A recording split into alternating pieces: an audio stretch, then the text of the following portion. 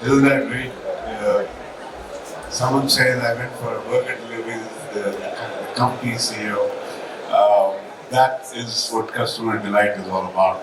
That in the last minute, you make your customers feel special, and you go that extra mile to make them happy. So it's all about that. Um, Before I start the session, what I would want to say personally, what I've learned in retail, about 34 years of retail across the globe, retail will always be touching hearts. So no amount of technology, no amount of IT, all those are tools that will help you. But at the end of the day, you have to touch hearts. Only then can you own that customer. Okay, with that thing in mind, let me take this session forward. We have specialists in different verticals. You already saw, I'm sorry, Vishal is there, Suman is there, Paul is there, Nitin is there, my good friend Mr. Srivastava is there as well. So all of these gentlemen have quite a diverse experience. The topic today is how retail is going to, how we going to deal with retail now and as we go forward. Okay, so it involves this minute going forward, 5 years, 10 years from now, and what are we doing to keep ourselves relevant as a retailer in times to come. So let me start with Akash. Yeah. So I think I come from a company called Raymond. We are a 99-year-old company who does fabric, apparel, home furnishing, and lot of other stuff. For a company that has survived 100 years in this country to remain relevant, I think we have to do a lot of things. And unless you marry technology with the conventional ideas, that is not going to happen. I'm sure there is something that has kept this company going, and then we are here standing at our centenary year. Stores of the future, one thing that I would really want us to implement, and we haven't even spoken on that till now, is the metaverse. I think it's a very immersive experience for consumers who would walk into our stores, and with the AR and the VR, the augmented reality and the virtual reality, when you put both of them together, people will have a very different kind of experience. The whole idea is that right from trying out a garment to making sure that how it looks like on you, all of that can be digitalized. It saves a lot of human hours. It saves the need of packing and repacking a lot of packaging material. So it's a very sustainable practice also. Something that we would really want to try. I know there are some brands who have opened stores in metaverse already, but it's at the tip of the iceberg. I think in the coming decade we would see more of it. So yeah, that's one trend from my side. Just one question for when I think of Raymond's, I think of bespoke tailoring. So what's the percentage of what we say bespoke and preneur, which is ready to buy from the shelf? So Raymond has, we have about 1,050 stores for the Raymond shop. We have the largest MBO in this country, any which way. Bespoke tailoring and the fabric constitutes the major portion of our apparel revenue. And that is where we have been market leaders for over 99 years. Then we also have a range of ready-to-wear that includes ethnic wear with the brand Ethnic that our CBO was presenting just before this panel. Then we have Raymond ready-to-wear Park Avenue, that's a very English style clothing for men.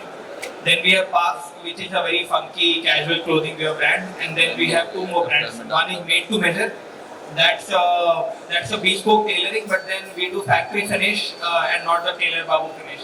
So that's a very, very premium stitch brand. Perfect. I think next going would be Vishal. Hi.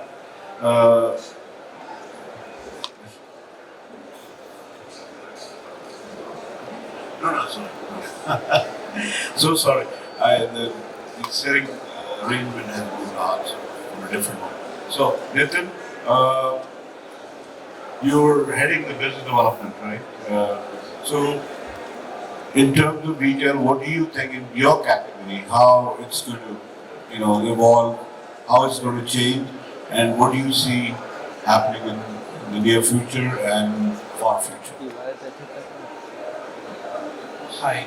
So we are into a category which is more of impulse buying. Say my 50 to 60% of the sales is happening through impulse, and when we see that how our stores will look like in future and how we are going to connect with our customers, will be it's like right now my product is targeting each and every age, starting from say 5-year-old to 70 or 75-year-old.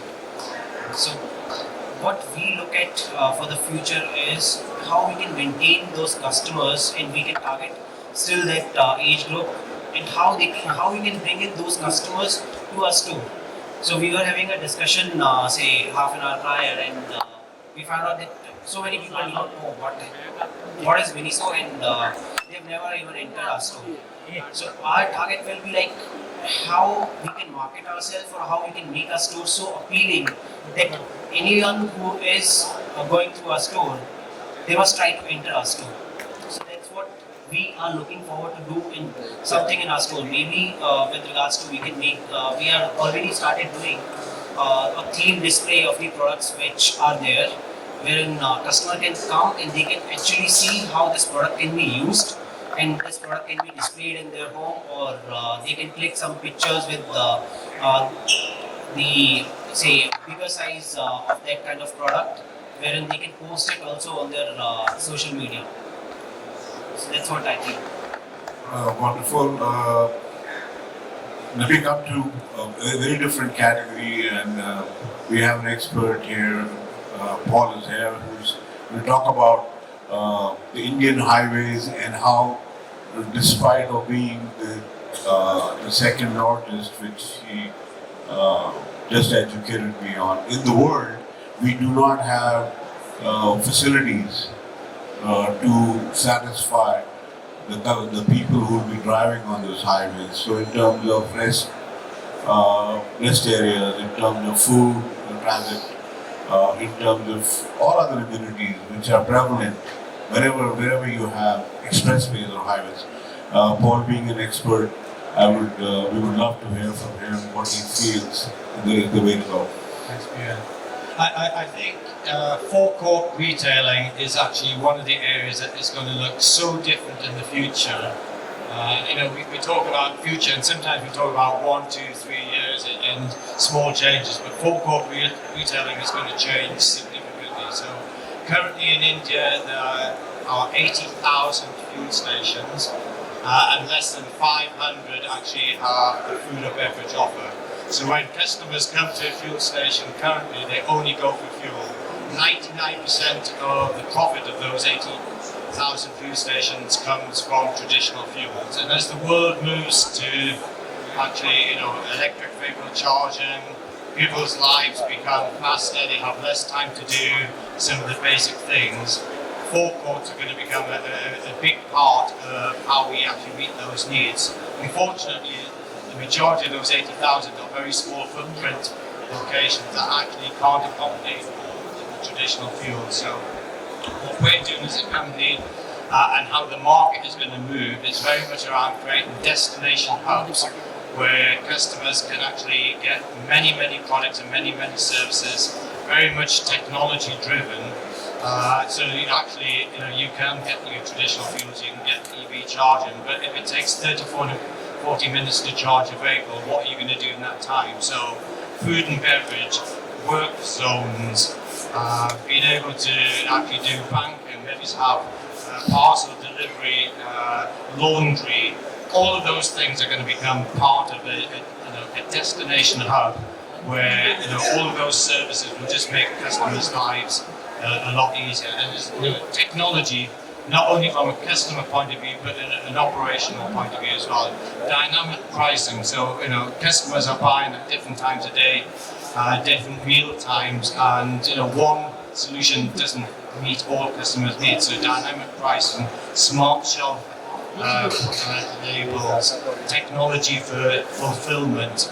All of those things from an operational point of view is critical. But then actually how we meet the customer needs through technology as well is going to be very important. That's great insights. What I feel is in terms of understanding the traffic, understanding how many vehicles go on that highway in a particular time and what kind of vehicles go. A lot of that has to do with making databases, and based on that, creating spaces for people who are driving on the motorway, that they get to get all the amenities with gas. Now we're talking about in terms of battery charging cars. I know for sure we don't have enough of stations where they can be charged, so that is the reason. And then there are many other issues with it, but then for now I just say battery, there is not enough in terms of density. Going forward, I'll ask Suman, who's they're into furniture and home furnishings, and that's a great category. People are everywhere buying houses and they want furniture. So, how do you feel, Suman? I mean, how are you making your category different in terms of for a customer to experience? Not just the experience, but all the way for him to go ahead and shop, make it attractive for him. What is that your company is doing? If you can put some light. Sure. So as my colleague delegates, everybody said that retail is evolving and day by day things are going to be changing a lot. But there will be three things always there in retail. One is retail is all about detail, that calculation, the detail of it, everything will be similar. There will be another point which is retail is all about customer experience, because if the customer experience is not set into a standard and does not evolve much, then the brand will actually get vanished. And the third and the most important point is retail is always there with four pillars. One is location, one is stock, one is manpower, and another one is the activities. Either of the pillar, if they move out from this structure, the entire retail will actually go down. So here, what we are creating is a sleep experience, home experience. So in your home, after a very hectic day, everybody has a very common one thing. If you are not very much insomniac, definitely you will have a good sleep. And even if you are insomniac, we are there to give you a good sleep with all of our new technologies which is coming up and already there in the system. We have started our business with mattress. Wakefit is the brand you have known about it, and people who do not know about it have seen in the television with Ayushmann Khurrana. We do this ad about this brand. And when you talk about mattress, you always think about a good sleep. But starting from that thing, we started catering into the furniture movement, and now we are having around 3,000 odd square feet stores where we are catering to enter home furnishing division. The USP, if you talk about Wakefit, we have other brands as well. There are a lot of competition brands, there are a lot of peer brands, and we cater to everybody else. But price point is a very soothing one for Wakefit. We have a very smooth operations because we have a master warehouse. From other warehouse to the small warehouses we cater, and from there we have PODs where we are expanding the store. So TAT towards the customer's house, it's very fast. So 7 to 10 days, whatever you order, and we are already there in the omni channel. So there is no price difference. You ask for anything else in the retail store, we are already creating aisle. So if you have 5 options you can see and you want more options out of it, so we will be having those aisles to select from there. So that's the future we are planning for, and right now we are having 64 operational stores, and we are targeting 150 stores by this year end, and the journey will go on like this. So I just have one question because just came to my mind. When you talk about furniture, you talk about wood. When you think about wood, it's trees. So in terms of sustainability, in terms of how are these, do you make sure that the furniture you guys are making, it's plantation grown, or it is, it's not randomly cutting trees? So, that's something which, at least to me, is very dear to my heart, that we don't, misuse our flora fauna and pass it on to our next generation. Very sensitive and good question, actually, I would say. So we manufacture everything, but we don't do it from our nation. So we procure a lot of things from Africa, from outstations where there is no limitation of it, and it is legal that we can actually use it for the business. So we have scissor wood, we have teak wood, we also have metal beds, we have engineered bed as well. So something which you can actually plug and play. So we have different materials what we are using, and as I answered that, we have the facility to take from outside. Thank you. Good to know. We are saving India. Yes, but I think we should save the world. Absolutely. We are one planet. We're all humans. This planet belongs to all of us. So it's great that we are saving our own country, but it's even more important that we save the human life and people and worlds that are going to come after us. It's also very important. So anyway, coming back to Vishal, I mean, he's an FFP stalwart. He's been with some of the biggest companies in FFP. And now he's flipping burgers, like he said. I would like for him to put some light also on what future beholds and how is it evolving and how are you, I'm just trying to understand your customer, your consumer, his eating habits and those kind of things. Yeah. Sure, thanks. In fact, it's very coincidental that this panel today is giving roti, kapada, and makan, right? And obviously, you have Paul giving the petrol. This panel fulfills all needs. Coming to your question, Dheeraj, and the way as an organization we've evolved, and we're talking about future of our stores, right? Essentially, 5 years back when the organization started, we were a cloud kitchen company. And at some point of time, we felt the need that we need to have physical presence. And that's when we got into having retail stores. Talking then about the physical presence that we have, the endeavor always was to have increased dwell time for the customers, right? How do we do that? There are various ways and various touch points that we create in our stores where the customer is spending more time in the store. Like say for example in our flagship stores, we try and create an artwork which is an homage to that city. Right? It's interactive, right? So when we opened our store in Pune, we had an whole artwork talking about important monuments of Pune. To appeal to the younger customers, we have a Game Boy machine, right? So that, it's a little more interacting for the kids to come and play at the Game Boy machine, right? So these are all small touch points that we create within the store. And obviously the ambience is quite quirky, it appeals to the younger generation. So from a target audience point of view, we fulfill that need for our customer to say that whilst you can have the same burgers in the comfort of your home, we're trying to make it inviting and appealing for customers to come to our store and enjoy the same delicious products at our stores as well.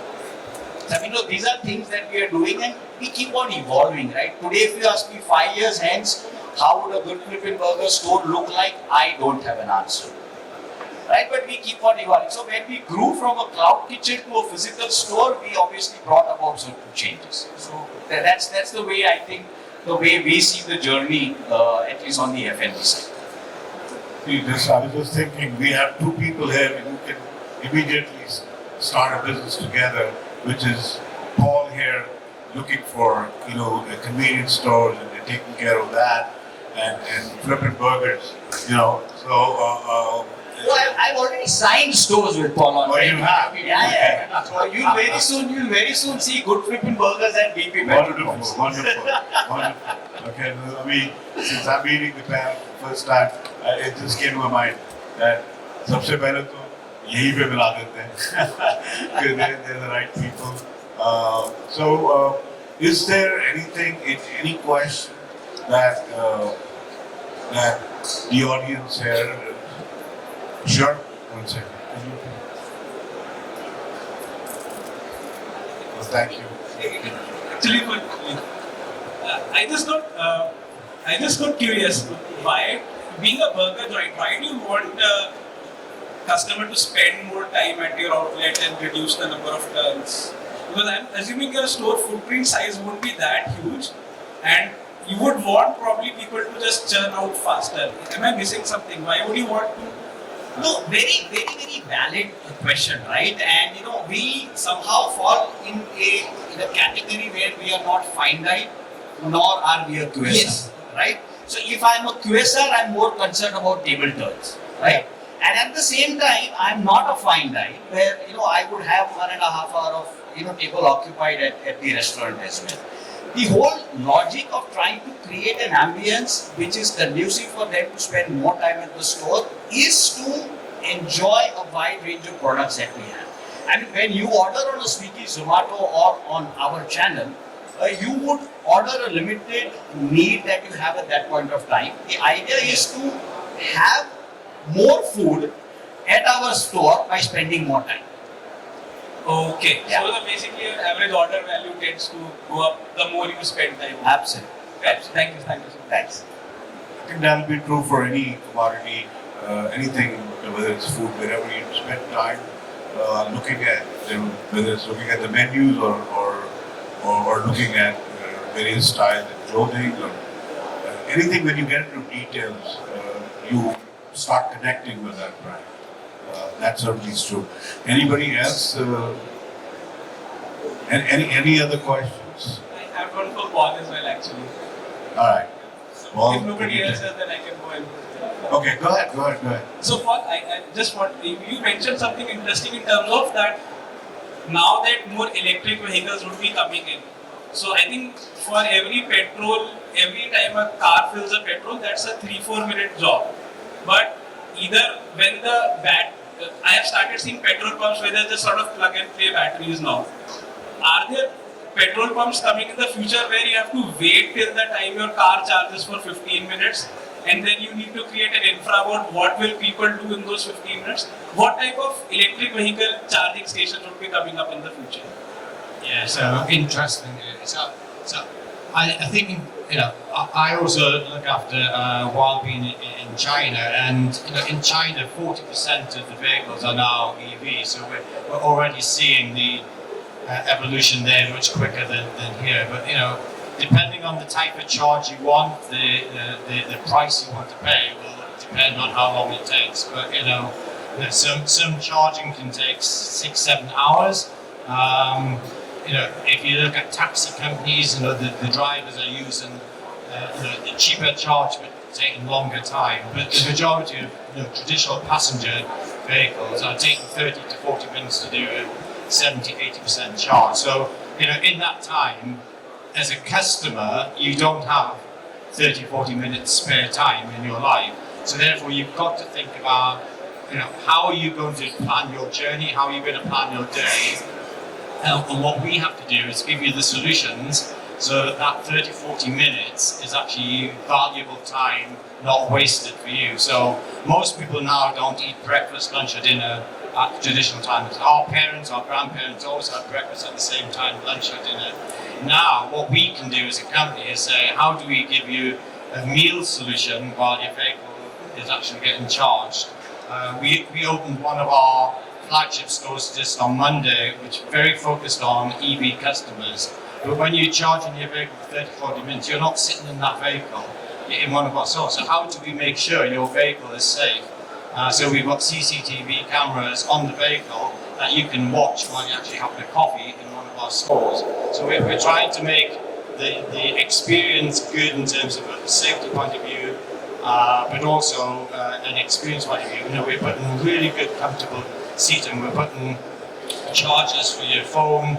We're giving you full barista style coffee, food, clean toilets, free Wi-Fi, all of those things that actually, so you can maybe work a little bit while your vehicle is charging. But 30-40 minutes is quite a long time out of someone's day. So we need to give you solutions. I like your first question as well. I could answer that one. I'd like to put a little bit of light. It so happens that I've been involved with a company which is, I'm a startup. It's called Charters. I was their mentor. They're based out of Bangalore.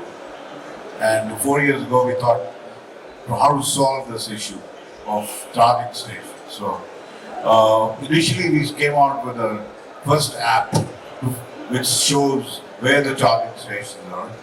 But then we found out that they are so far from each other that app is not going to help when they are away 200 kilometers. So we said, okay, you know what?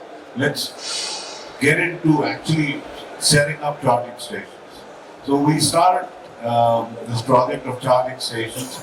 Then we found out in terms of timing that there is, I mean, it takes so long depending on the battery, the size of the battery and all of that, that for a person, it should take the same amount of time like you go to a gas station, you go to a petrol pump and you know, put your petrol or diesel. So we figured out that there's another way which can do that. I don't know how is it possible technically, but if we have some sort of a standardization where you have ready batteries which are fully charged, where you go, you take your battery off, put the other battery in, and you're on your way. So, maybe you can make some extra charges for that. Charge a little more money, but people who are in a rush, who don't want to wait, you have a battery right there, you take off yours, and plug it in, and you're on your way. So, I mean, this was one of the solutions, and now that company charges, by the way, is they've tied up with Hero Motors, and they're working on that. It just came to my mind since it came up. Anybody else, anything else? Any of the panelists would like to say anything or share anything? Anybody? Please. Hi. So my question is to Akash. So Akash, since you have a tremendous experience in BD, what is the number one criteria that you look at when you sign a store? I think we keep talking about location. One criteria that every company should have is that you put hand on your heart and understand if it was your money, would you invest there? If your heart says yes, forget about technology, AI, data layering, analytics, heat maps. If you don't feel it that you would not be able to make money out of whatever you are investing, then don't open the store. That should be the only criteria. I think we get obsessed with technology, location, what other brands are doing, creating cohorts, and I'll not name them, large companies who do research for you, telling you the same thing that you know for sure. So just put this simple question to yourself: if it was your money, would you spend it here or not? And you will get the answer. In our case, it's always our money. So Yeah. So thank you so much. Thank you, the audience. You want to ask because they told me the time is up. We'll start charging the speakers. So, yeah, go ahead. What's your question? Say it loud. We can hear it. Small audience. As we were talking about the location by Akash sir, what does the company more prefer right now in as we compare it versus high street versus mall? And what's the 5 years projection according to you in terms of revenue generation and more profitability? Whom do you want to answer? Entire panelists, sir. So I would take up first. See, this depends upon what category you are actually catering to. But if you talk about mall consumers as well as high street consumers, you have little bit of similarity. At the same point of time, you have different catchment as well. So there would be a lot of areas where in 3 to 5 kilometer radius you would be having a good high street. The brands would be there and they are all performing. At the same point of time, there is a very good performing mall. But normally, as per my experience of last 18 years in BD, what I have seen, a good performing mall when everybody is doing good, a good store in front of the mall normally do not perform. The customers have a tendency to get into the mall rather than that store. So if you calculate that your brand has a particular TG, which we actually can cater, if you get a good walk-in, mall is definitely a good option for you. And if your category is something which is like matching with the neighbor categories, because if your brand is not too much known, like we talk about Raymond's, I think enter room, whoever is there, everybody know about the brand, right? But when I'm talking about Wakefit, there will be a lot of people who do not know till now. In South India, in West India, we have a lot of footprints. But if you go to East India, no one knows who is Wakefit. So we need to be very cautious while opening. Like he also asked, when we open any particular store, what do we calculate? He said that hard. Very, very emotional and logical answer. But we also do a basic calculation. If we are omni-channel, we know what are the numbers we are doing in that particular pin code. So pin code analysis works on a very logical database. And based on that, you can take a call whether I should open in that particular high street or mall. Also, you need to understand what is the rent to revenue ratio, what will be your projection, whether you will be doing a profitable store or not. Because opening a non-profitable store is definitely not an option. Thank you, sir.